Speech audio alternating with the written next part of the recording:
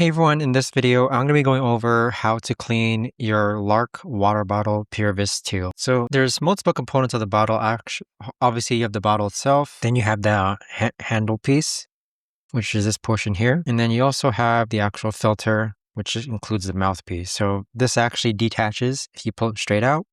And then you have the mouthpiece. Now with especially the mouthpiece, basically all four pieces, you just want to go ahead and grab the sponge, add some soap to it. And I like to use the soft side of the sponge and then go ahead and just wipe it down. Now, especially you want to make sure that you get the mouthpiece of the bottle and also get underneath the cap, just because that's where a lot of bacteria acquires. And also, that's also where the UV portion of the self-cleaning mechanism isn't able to reach. So it's this mouthpiece here, underneath here you want to grab too. Now with the filter, just make sure you get this mouthpiece.